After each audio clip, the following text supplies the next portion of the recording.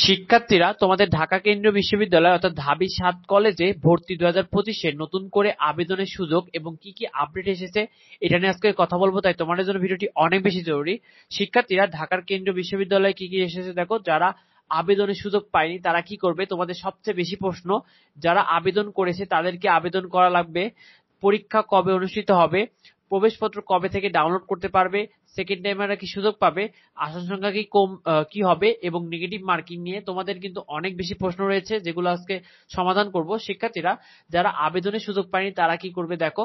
24-25 শিক্ষাবর্ষে আবেদনে শুরু হয়েছিল, তবে কিন্তু আবেদনের মাঝপথে আন্দোলন শুরু হয় এবং আবেদন কার্যক্রম কিন্তু বন্ধ হয়ে যায়। অল্প কিছু শিক্ষার্থীরা আবেদনের সুযোগ পেয়েছে অর্থাৎ আবেদন করতে পেরেছে। অবশ্যই শিক্ষার্থীরা কিন্তু নতুন করে আবেদনের সুযোগ পাবে, এরকমই কিন্তু আমার তথ্য পাওয়া যাচ্ছে। শিক্ষার্থীরা, যারা আবেদন করেছে তাদের কি আবেদন করা লাগবে দেখো। যারা আবেদন করে ফেলেছে তাদের আর নতুন করে আবেদন করার দরকার হবে না। শিক্ষার্থীরা, পরীক্ষা কবে অনুষ্ঠিত হবে দেখো।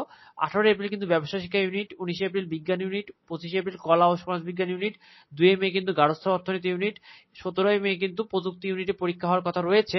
তবে আবেদনের সমস্যা হওয়ার কারণে পরীক্ষা পিছিয়ে যাওয়ার সম্ভাবনা সব থেকে বেশি রয়েছে। অর্থাৎ যেহেতু তোমাদের জানো যে আবেদনের মাঝপথে কিন্তু আবেদন বন্ধ হয়ে গিয়েছিল, তার কারণে অনেকে আবেদন করতে পারেনি। তো এই অবশ্যই কিন্তু আবেদনের সম্ভাবনা রয়েছে। এই আপডেট আসা মাত্র কিন্তু অবশ্যই আমাদের চ্যানেলে জানিয়ে দেওয়া হবে, তাই অবশ্যই সাবস্ক্রাইব করে রাখো, তাহলে কিন্তু তোমার ভিডিও নোটিফিকেশন গুলো পেয়ে যাবে। শিক্ষার্থীরা, প্রবেশপত্র কবে থেকে ডাউনলোড করতে পারবে দেখো। প্রবেশপত্র দেওয়া সময় কিন্তু হয়ে গেছে, তবুও এখনো কিন্তু প্রবেশপত্র প্রদান করেনি। তবে প্রবেশপত্র কিন্তু দেওয়া মাত্রই কিন্তু অবশ্যই ডাউনলোড করে ফেলবে এবং প্রবেশপত্র দেওয়া মাত্রই কিন্তু অবশ্যই আমাদের চ্যানেলে জানিয়ে দেওয়া হবে। শিক্ষার্থীরা, সেকেন্ড টাইমাররা কি সুযোগ পাবে দেখো। ঢাকার কেন্দ্রীয় বিশ্ববিদ্যালয়ের অধীনে যদি ভর্তি পরীক্ষা হয় তবে সেকেন্ড টাইমার সুযোগ পেতে পারে। তবে ঢাবির অধিভুক্ত 7 কলেজের অধীনে ভর্তি পরীক্ষা হলে কিন্তু সেকেন্ড টাইমাররা সুযোগ পাবে না। শিক্ষার্থীরা, আসন সংখ্যা কি হবে এবং নেগেটিভ মার্কিং দেখো। বিজ্ঞান অনুষদে কিন্তু আসন সংখ্যা রয়েছে 8,627টি, কলা ও সমাজ বিজ্ঞানে তো রয়েছে 10,019টি, ব্যবসা শিক্ষাতে রয়েছে কিন্তু 4,892টি আসন। তো তবে আসন সংখ্যা কমতে পারে এবং নেগেটিভ মার্কিং থাকার সুযোগ রয়েছে, এরকমই কিন্তু সম্ভাবনা পাওয়া যাচ্ছে। তো ভিডিওটি এ পর্যন্তই। পরবর্তী আপডেটগুলো পেতে অবশ্যই আমাদের চ্যানেলটিকে সাবস্ক্রাইব করে রাখো। তোমার মতামতটি অবশ্যই কমেন্টে জানিও। কোনো কিছু কনফিউশন থাকলে বা জানার থাকলে অবশ্যই ভিডিওতে কমেন্ট করো, তোমাদের যাবতীয় কনফিউশন দূর করা হবে।